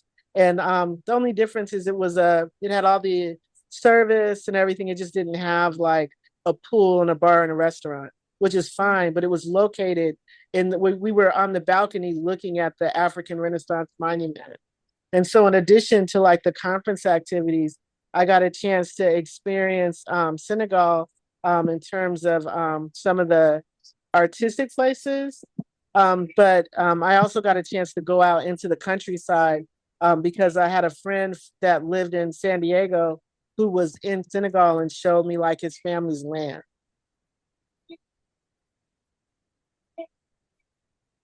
So I can say this. I know Symbolic, we were talking about doing a segment where we were going to shout out the elders. Both Dr. Anderson and Dr. LaWanda, to me, have our elders that I believe that we need to hold near and dear, because these stories, and Dr. Anderson knows that I'm on this, about us archiving what we need to sustain our own legacy as part of being an Afrofuturist. So just to hear, first time in the continent, because I'm on my way. I got to get there. I didn't want to come home. I'm sure, like seriously, I'm having a difficult time being back in America again. And I already know that it's a must. But to hear that not only were you able to go and experience it, but experience it in community, which is what we're talking about, intentional community. That's how we are going to sustain, is so refreshing. I saw a lot of the threads. I saw some of the footage, a lot of the photos, you guys talking back and forth. It was just really, it was so enlightening. It was so beautiful just to see. And I'm glad that you got a chance to just come on and give us a snapshot. Were there any, and this is a question for both of you, were there any outcomes that we can talk about here, because everything ain't for the internet, but were there any outcomes that we were really saying, okay, this is what we need to move on immediately that can be shared on the internet? One thing that happened while I was there, I met the local indigenous leader there, who basically invited us to do work within the territory that he is in control of at a school he works at. Connecting with some stuff that's going to lead to other activities on the continent. The continent is like a sleeping giant waking up, especially the young people. Here's what the thing is: when you get past all some of the YouTube bullshit that's out there, that's separate fact from fiction. The overall gist of what I'm getting from people that have ties to government and everything is they want people from the African diaspora with talent and ability to engage with Africa. And like anything going to another country, there are going to be some ups and downs and bumps or whatever, because they don't want to have to totally rely on Asians and Russians or whatever to get shit done. And so what they're basically doing is what Kwame Nkrumah did in the 60s when he had George Padmore, Du Bois, and other Black Americans in Ghana. And then Malcolm X and Maya Angelou was in Ghana, but the CIA helped overthrow him, but the CIA doesn't have the ability to do that again. So that's really what's happening in Burkina and some other countries. The West is too weak to do a CIA coup where like 50 crackers come in and get some reactionaries to overthrow government. So that kind of Africa is gone now. So the battle now is based against the people who are still want to be down with the neo-colonial stuff. And they're battling people from 2-3 different directions. The United Arab Immigrant are the biggest offenders of Islamic or Arab Islamic racism on the continent, because they're financing jihadist groups in Africa so that they can lay more claim to some natural resources there, hiding behind Islam and religion. Then you have some people, I think they're using the Ukrainians as proxies to train some of the jihadists financed by the West to try and go against some of the Africans that are showing new independence now. And so anything Black Americans do, or the African diaspora do, is they're going to try and make it look like it's hard or stuff ain't working right in an effort to not support the change that's happening now. And they're doing it by putting some Black faces on film, say, oh, you should be against Burkina because they're not for LGBTQ rights or whatever. These people are like fighting for their lives to feed their people and get their natural resources, and that's their priority. And you don't know the politics that they're balancing out in terms of the internal coalitions in the country. And so in terms of helping Africa now, the biggest enemies are white or are liberals and progressives, because they either feel entitled to use Black energy and creativity to support some Western bullshit, Western progressive project, or some people who feel like our number one focus should be free Palestine instead of free Africa. And because you got all these groups have different levels of anti-Blackness in them. And so my thing is, if the world is moving in a nationalist turn now, I'm gonna be for me first. I'm not going to go to do some performative stuff, hashtag whatever, trying to say I'm aligned with some people whose interests are not aligned with my destiny. And so anybody who's saying that a country that says they're Pan-Africanist, that gets my priority attention, you know? And so all them other people in the Middle East, they got plenty enough countries around them. They got armies, weapons, guns, and navies that can go get the job done and what needs to get done. But everybody knows that Black culture stirs the drink in terms of global culture, which is why they fight over it so much. And so that is the mood on the continent. The Africans know they need to work with the diaspora, that they are one. And and some of these people, others, I was talking with I was talking with Cherie and other people. A lot of these expats that from Africa over in North America are full of some bullshit because they don't do shit for Africa. And they've been over here fronting to the white folks like they speaking for Africa, but they don't even do shit for their own people back home in Africa. And the Africans in themselves have let us know, say, man, the Black Americans still come back here and do more for us than the people that's even from here. So when they try to say what's African, shoot, Africa is what's in your heart, you know? Sure. And so that's where the politics of it lie. And the politics, as I announced for Afrofuturism and BSAM, it's been now a Pan-African thing now. It's not related to strictly English-speaking Black Americans or whatever. And it's moving in that direction. And Afrofuturism is a part of the decolonization movement in Africa around art and politics and ideas. And that is, I know I was notified recently, that has been shared with the indigenous rulers of Africa in a private communique on Afrofuturism, what it means for Africa as a part of stuff going forward. So I don't give a fuck about what niggas said, read in Wikipedia, or Mark Derry, or some Negro that think is still about unicorns and balloons and bullshit. They are totally irrelevant. What we did over there is still reverberating through the ecosystem in Africa. And basically, for most of the Africans, Afrofuturism is what BSAM says it is. You know, because did you get any documentation? Was it captured or will it be? Oh, I mean, LaWanda wrote an article. We got pictures, we got footage over there. Oh, where's the article? Yeah, I can share I'll share the article in the BSAM chat. Well, I can share it here. I'll put it in the chat. And so, so it was one of them things that pulling off the event, which had a few challenges here and there because we had to deal with corrupt Africans that we had to get behind, and then I had to ignore scared Negroes. So I had to go and organize past scared Negroes and corrupt Africans to make it happen. Because some Americans were scared, could we get back in America after we went? And then some Africans in Africa, anytime you go someplace, if you don't have enough allies there, they're gonna have their hand out and they're gonna try to see what they can get away with. But if you play past them people, you get to the real genuine relationships. So it was worth it. It was a brilliant strategic move to do it in Dakar because it's a part of the Sahel region where all of this change is going from the West Africa all the way down to Chad across that part of Africa. So a lot of people took notice. And so yeah, it was so for me it was a fact-finding mission. It was a baptism for other people and it kind of confirmed some stuff I understood theoretically already, and it was confirmed by the results that were achieved.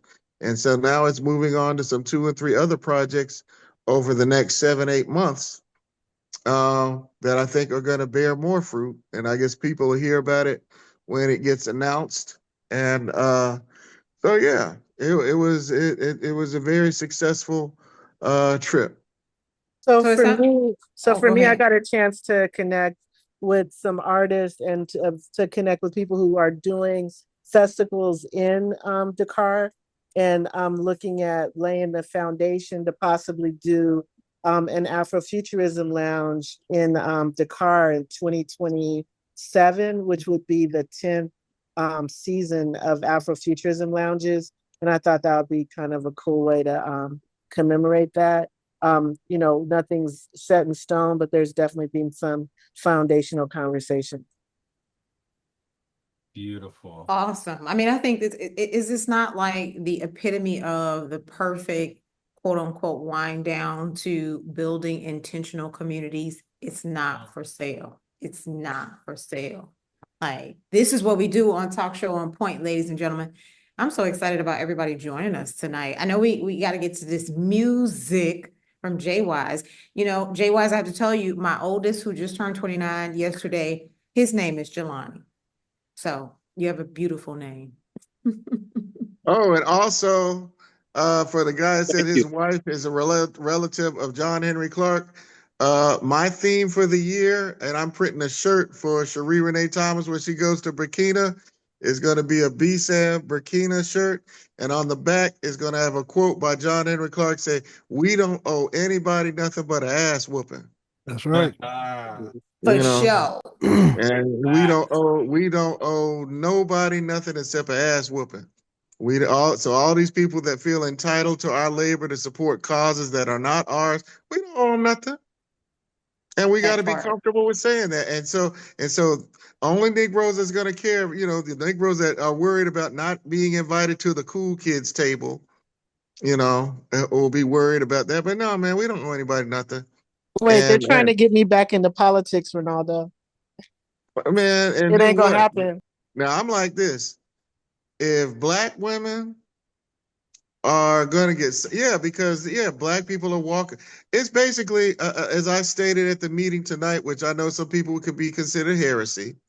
I said, based upon observable facts and phenomena, but I didn't use those words. Basically, Malcolm X is going to be remembered as the greater prophet than MLK when he said, "I'm not a Republican nor a Democrat," and that he talked about liberals were the worst enemies of the black community. And so now that the black community is slowly waking up and realizing that we don't have anybody by ourselves, that's going to lead to a different type of politics. And as one of the statements I made, from here on in, when I do politics, it's about articulating whatever it is in relation to my value. I don't give a shit about pictures, photos, memes, hashtags, or whatever. I want to know, how does this benefit me and my people at the end of the day? Because we don't owe you shit. We don't owe nobody nothing. Because don't let me forget about the fake so-called black radicals who tried to say that the reason they ain't vote or they went Green Party, them Negroes ain't shit either. Because what they did was basically say, because I'm so smart, I don't need to vote to support a program that my neighbor, the security woman Keisha, needs for her as a single mom to pay her bills, keep a roof over her head or whatever, because of what's going on in the Middle East. So you care more about somebody who you never met than your neighbor. And not saying Kamala Harris was perfect, but she would not have been doing what's happening now. And 400,000 black women and even more men and black women have lost their jobs because your dumbass wanted to go Green Party to try and prove you read a few books, and that's why I don't fuck with them type of people, political novices who operate off their feelings rather than logic and all the other things that come with it, or telling people not to vote. I'm like, fuck them forever too. And I'm not a Democrat. I just voted Democrat. And Cherie Renee Thomas, Where's the Jill only Stein? Yeah, Where's fuck Jill Jill Stein? Stein. She's just, fuck Jill Stein. Fuck Butch Ware, who's from California. He can talk that stuff because he's a tenured professor at a college in California who don't have to worry about his next meal or his benefits while he wears his dashiki married to a non-African descent woman. But that's another story. I'm tired of these black people who sound real black and radical, but then when you look who they real close people are, it's not us. Them not like us. And so Them not like us. They are just engaged in some performative shit so they can sit at the cool progressive people's table and keep getting some kind of handout or grant and getting on a talk show or like Democracy Now or whatever and look like they're the thought leaders of black people, and they're not. And that's why That's why there's going to be an internal civil war in the black community in this country that hasn't happened in a long time about these ideas, about who should we really take credence to, you know, and not, and that a vote does matter. And I mean, no one says you got to like these people, but a vote is supposed to produce something. So if you voted for Trump and you black, what the fuck did it produce for you? You know? Terror. I Yeah, mean, I think that you know. I think that's where Dr. LaWanda, I mean, you know, in a short answer is if in Oh, that's fact why you they want do. LaWanda to come back, because she used to deal with politics there, and that motherfucker, and she had some experience in it, But and that's no, why they. so I heard you say if you're going back and do your own thing, that's what's needed. And Yeah, since do we your own electing thing. folks, we electing folks Yeah. on social media now. So here's the thing. You know, I got close enough to all of it to understand that I can be much more effective and free outside of the constraints of their systems. And I actually have more influence on their systems from outside of them. For sure. Absolutely. Participation is what keeps it going, for sure. But there still could be a unique opportunity. And again, everything ain't for the internet. A unique opportunity to take what we've learned. Again, this is systems thinking. And most black people don't understand systems. I mean, and this is That's again, facts. this is why it's talk show on point. This is why you gotta have that one systems thinker friend, that one tech friend, that one, and this is where we have intentional community. This is what we talking about. And everybody can't be in it. That part. And that, because that means by setting some rules and get past all these little performative Negroes, now everybody can't be a part of it. Because that means if anybody can be a member, then no one's accountable.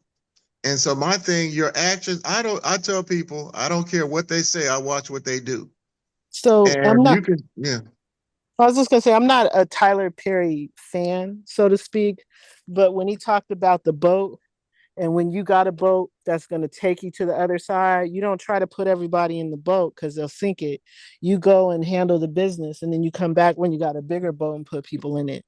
And I think sometimes we be trying to save everybody, and we be putting people in the boat that's just ballast. Oh, for sure, all day. I mean, and this is people why in the boat that's picking holes in it, poking for holes in it. real. Which Yeah, is why that's we true talk too. about value creation. Like we have to unify around the values that Don't say are unify. essential. Just say produce a motion like physics, and it don't have to be a lot of us. If you get 10 to 15% of the black community moving in one solid direction, that shakes up the rest of it. It does. And because that's what I said. That's what I said. I don't need all black people. I was like, no, we just get the right. There was a saying the revolutionaries trained me. I'm the oldest person on the call. They said, Anderson, what is the most important part of the bomb? I said, I don't know what is. He said, the fuse. The bomb is the big part, but but they will not explode without the fuse. He said the fuse is the disciplined, coordinated group of people that influence everybody else. That's the smallest part of the bomb, is the fuse. So that's why they use modern media and all this to fight over the fuse. And they use people like Van Jones to piss on the fuse to keep it wet and damp. And keep people who understand the fuse from being known about, because that's what they understand, that principle. The most important part of something exploding is the fuse. And that's where all this social media and all this back and forth and these fake little, like, what is it, the comedian Amanda Seals talking. I'm like, man, these people are just engaged in performance to get followers, affect algorithms or whatever. The hard work of the building piece, traveling, meeting people, and organizing still kind of flies under the radar. I'm flying with that, because I'll take 100 committed people over 10,000 social media followers any day of the week to get something done. And a whole bunch of people watched us fly over there.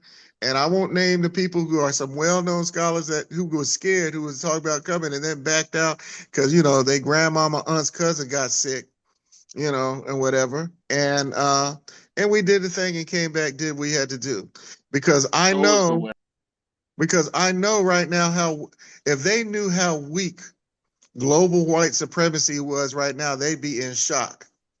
But because their emotions, see, white people and MAGA get off of black psychic pain. That's why Donald Trump a few weeks got to say some dumb shit to give them stupid crackers a thrill, because they will empty their pockets as long as he think he hurt black people. But you know how I hurt a country MAGA farmer? I'll go on an app and buy some stock in a company that's going to foreclose on his dumb ass. Now that's how I fight, using a technology thing. I ain't got to march on them. Just, because they're about to get wiped out. All the farmers that voted for him going to get foreclosed on because of his big, beautiful bill and all that. And they're going to get what they deserve because they were so racist. They blocked the black farmers from getting what their justice was. And now they've hurt themselves. And so all these little white farms are going to be owned by big agro businesses that some of these people like Peter Thiel and J.D. Vance and all are invested in, and they're going to get what they deserve. Hey, so on that, we're going to have to wind down. We'll come back. We want to do our vibe check, but we got to listen to a track by JWyze, and then we'll come back, do our vibe check, and we'll peace out. Does that sound good? Yep. You got the link, right? Of course. Of course.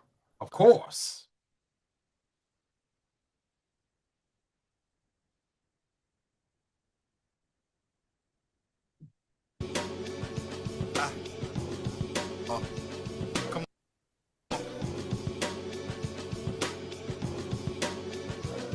Yeah.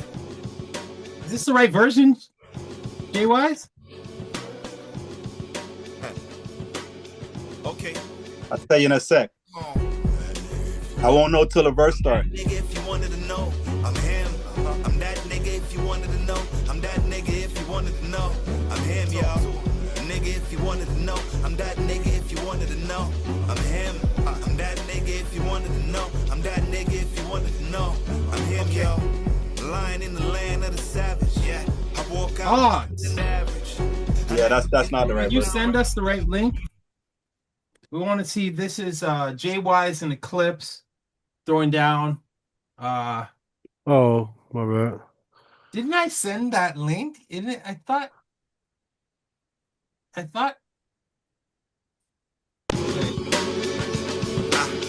That's yeah. Come on. Yeah.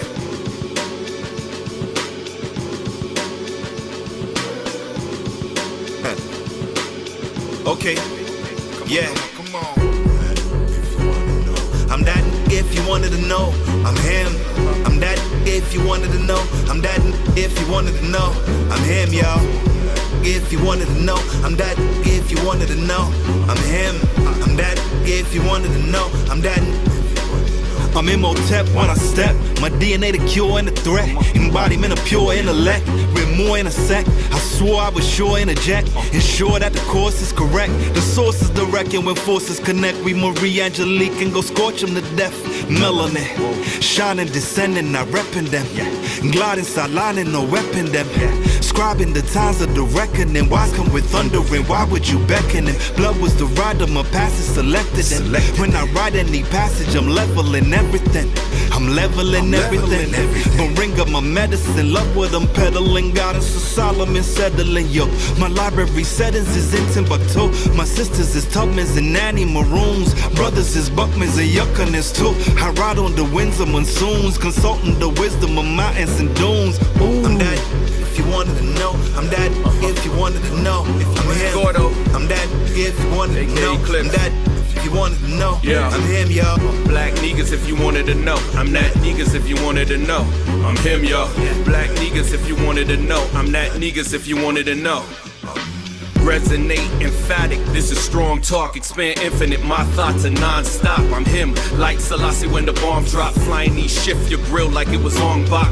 noise, you're big. When I want a long talk, my base super. Came from a strong stock, blockchain campaign, yeah, we got it on lock. You down with OPP, guess what, you picked the wrong op. Girl caught a glimpse of the I put her on wop. Attract to the whips and the cream, the cherry on top. These hoes working their brain, yo, that's a strong thought. See my life and my wife, of course they want swap. Ooh, her cat, my B-day, we made the wrong pop. Shepherd them 2 by 2, you in the wrong flock. Out here, making changes like a pawn shop. Energetic, magnetic, I got it non-stop. Angel numbers, run and repeat, we sit in palm clock. Stepping out, clocks on my feet, watch how the dawn walk. Holding hands with Joe Scott, we took a long walk. Mumpy gal, can't help you boy, he make this if you wanted to know. I'm black niggas if you wanted to know. I'm him. I'm black niggas if you wanted to know. I'm that niggas if you wanted to know. I'm him, y'all. Black niggas if you wanted to know. I'm that niggas if you wanted to know. I'm him. I have to say a lot. You see Northside hip hop. You see the people in that. Was it a little laggy on your? Okay. Yeah, like that video. I mean, horde. Yeah. Golly. Respect. I'm that nigga if you wanted to know. No, for real. I'm going to bed. I'm gonna wake up with that. Thanks much. I ain't going to bed now. He got me hyped. I know, right? Yeah, Lee, this was a show. This is what we do on Talk Show On Point. All right, vibe check. How everybody feeling? What we doing next? Because we are about solutions. We can't just be sitting around talking about it. What we got? Yeah, I'm gonna say my vibe is nice. I love to see the work that's happening. I you know, to in terms of Pan-Africanism, we started the conversation, and then in terms of the creative works, the brothers are doing this work, JWyze and crew. In terms of the scholars, in terms of the farm, that we heard about that that they're doing that intergenerational work.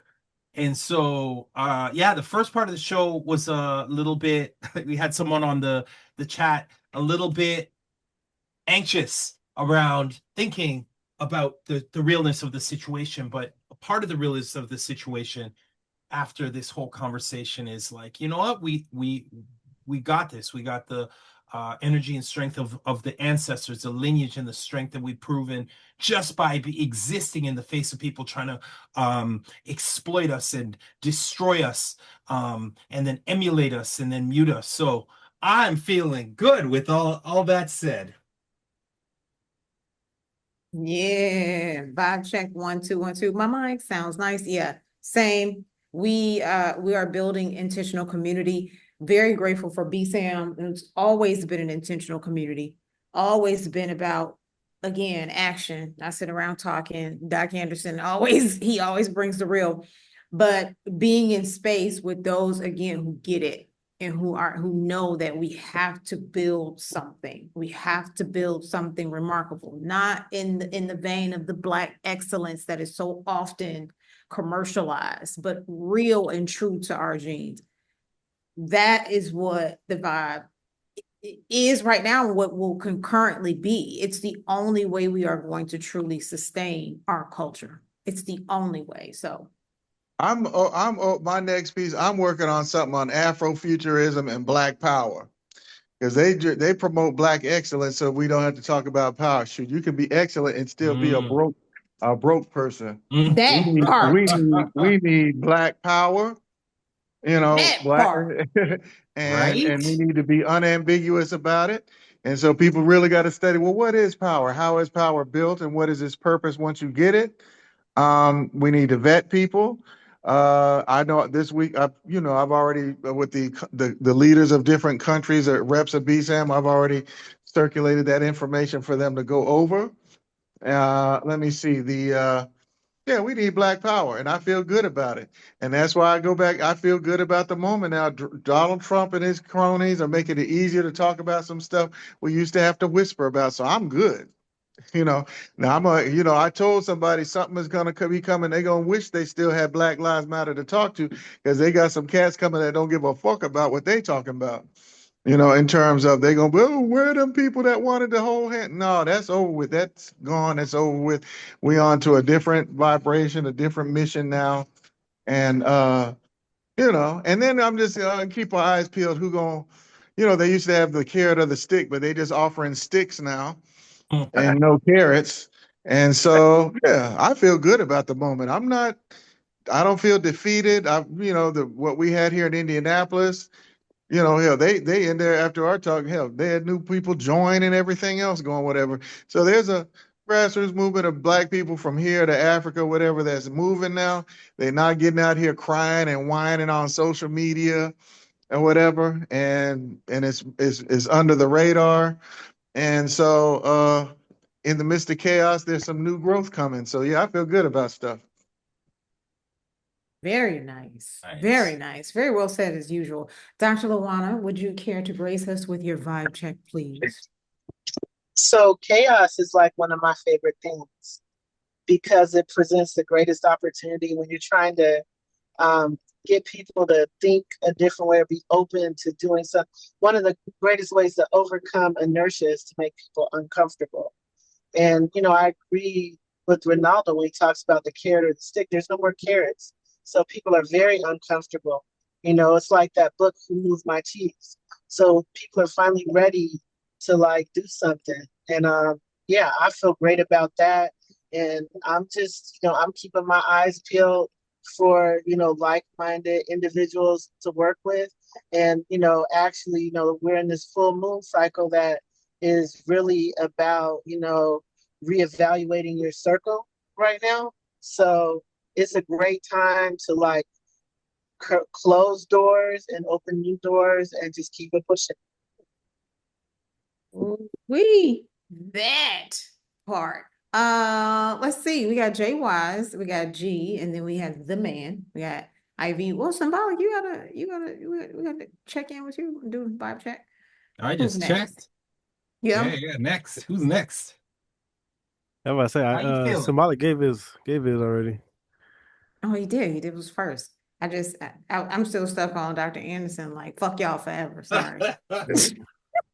Okay, but JWyze, what you got? Vibe check. Yeah, man. Well, I'm blessed. I won't talk like I know you guys like that, you know what I mean?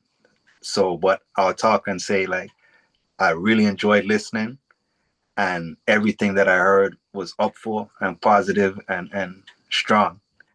And I respect that, and I love that. And I love one of my favorite songs, that I learned when I was a teenager. The man says, I have no white God. Don't teach me anything wrong. Could a white God save me from white man oppression? And to me, it's that line of thinking of, not looking to the person who put you in a bad position. Or, no, I won't even give them that much power. I would just say, not looking to the people who took advantage and aided in you getting to be in a bad position to come get you out of that situation that they're benefiting from. So everything I hear, I love. And I really think we're just in a time in history that we're actually seeing an inevitable crash. You know what I mean? A decline that's gonna happen, that is already in progress. But the thing about it is, if you try to, choke or strangle anything and it's dying, that's when it's gonna be the most violent in trying to free itself. So those death throes are gonna take a lot of people. I mean, realistically speaking, you know what I mean? A lot of our people. And I think, Afrofuturism, you know what I mean, is a survival ideology, you know what I mean? A survival way of thinking, because there's no future if you don't survive. So with that said, in these death throes that Babylon is going through and that we have to survive, I think our main focus right now in terms of getting to the future is, how are we gonna build amidst the chaos and amidst the further violence and real death that is gonna come, that we're in the process of now, and that more is coming. And I hope my jumbled thoughts made some kind of sense. No, for sure. Perfect. Present future. Absolutely. Oh, wait. I think G, you want to go? I know Dr. LaWanda has her hand up. Is your hand up on purpose? High five. Yeah, it is. Okay. What I you was got?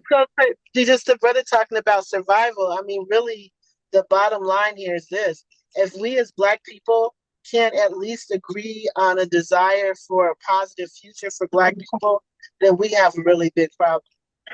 Oh, news flash. I'm just finding out tonight the governor of Texas has just sent National Guards troops to Illinois without the governor of Illinois' permission. So basically, Texas just invaded Illinois. And the citizens of Chicago are chasing ICE now.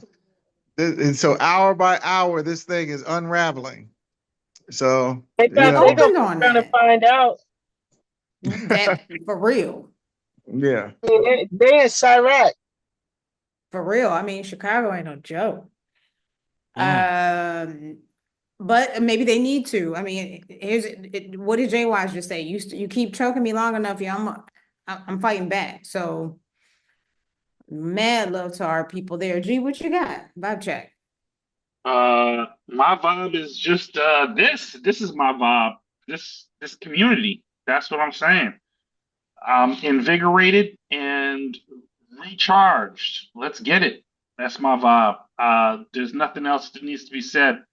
Uh, I'm surrounded by doctors, thinkers, producers, musicians, artists. That's the vibe. That's the vibe. It is. Graphic designers. One day G is he's gonna grace us with his camera on and his beautiful graphic design. I have a dream. One day. One day. Well, beautiful Black people. By This has any been means amazing. necessary. I know, right? You said I have a dream. I No, just have to I go get there. it. Oh my God. This has been amazing. I am so grateful for each and every one of you and all the people you love. We must do it again sometime. I know this was community. Next week is tech, is it not? Next week is tech. So we can And the continue week the after conversation. that is going to be critical thinking. Critical thinking. I mean, we still talking about that in 2025. Critical thinking, as in your own thoughts. But yeah, we're gonna do it. So please join us. Subscribe to Twitch. Let's get these numbers up. Let's be intentional community together.